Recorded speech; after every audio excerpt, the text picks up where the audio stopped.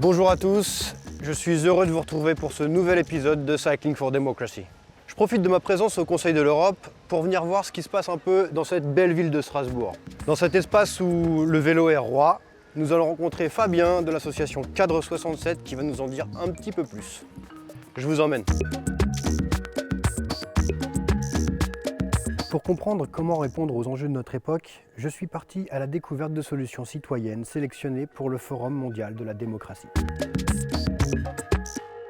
Nous allons voyager aux quatre coins du monde pour répondre à la question: est-ce que la démocratie peut sauver l'environnement ?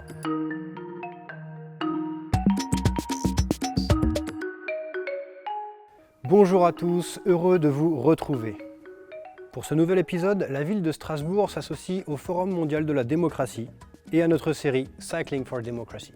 Ça tombe bien, la capitale alsacienne a une longue tradition en matière de vélo. En effet, Strasbourg est reconnue comme la ville la plus cyclable de France et elle est classée parmi les premières au niveau mondial. Allons à la rencontre de Fabien de l'association Cadre 67, 67 comme le département du Bas-Rhin.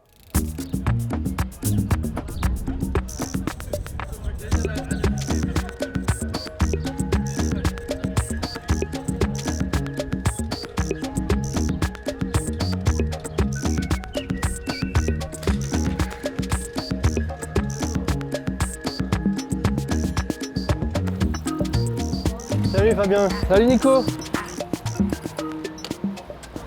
Bon, avant de parler spécifiquement de ton association, est-ce que tu peux nous parler un peu du rapport des Strasbourgeois avec le vélo ? Qu'est-ce qui crée ce lien si familier du vélo à Strasbourg ?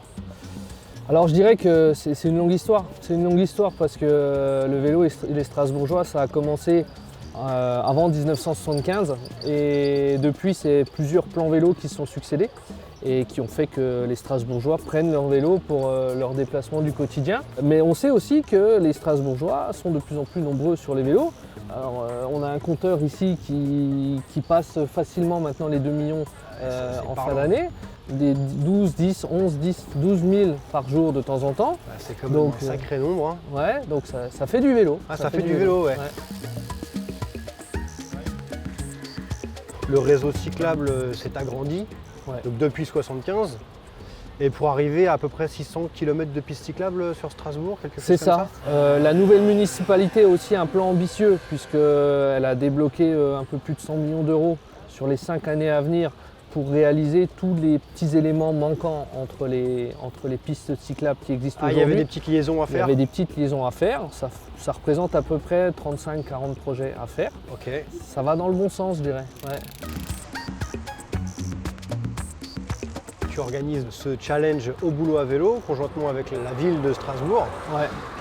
Comment ça se passe au boulot à vélo? Depuis combien de temps ça existe? Qui en bénéficie? Est-ce que tu peux nous en dire?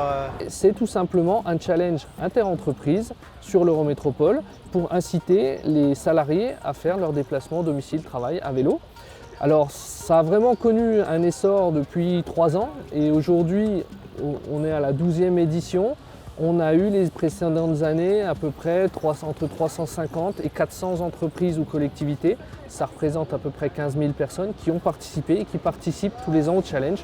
Et pour nous, ce qui est intéressant aussi, en plus de ce moment de convivialité, c'est qu'on a le côté écologie, on a le côté financier, on a le côté physique qui intervient, la santé.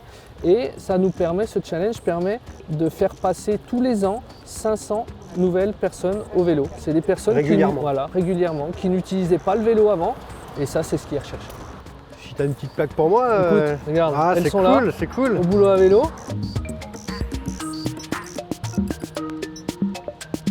D'ailleurs, pour l'événement, la ville, l'Eurométropole, le système Vélop mettent à disposition des vélos cargo, des vélos tandem, des vélos assistance électrique qui est en prêt systématiquement pour les entreprises. De s'y faire, de voir si est-ce que oui je vais prendre un vélo cargo, oui je vais en acheter un après, je pouvais mettre les enfants dedans, je pouvais mettre les courses dedans. Si j'ai des travaux ou si j'ai des choses à aller chercher, ça marche aussi. Donc voilà, donc on peut tout faire. Ce qu'on dit, c'est l'essayer, c'est l'adopter.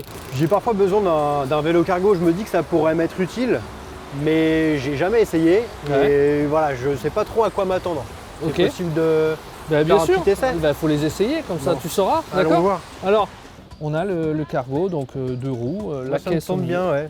Ouais. Ça m'inspire bien ça. Et ben c'est parti, Bon allez, c'est tout bon? Test. Et ben allez, bonne balade. merci Fabien.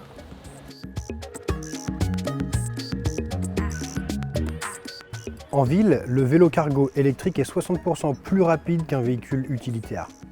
Il est aussi plus respectueux de l'environnement, avec son empreinte carbone de 90% inférieure à celle d'une camionnette. Ces vélos sont une solution pour réduire drastiquement la pollution de l'air et réévaluer la manière dont les marchandises circulent dans nos villes. Le vélo est ici une affaire collective. Strasbourg a fait du vélo sa culture et ça se ressent. Dans ses rues, dans son énergie et dans la façon dont les Strasbourgeois vivent leur ville.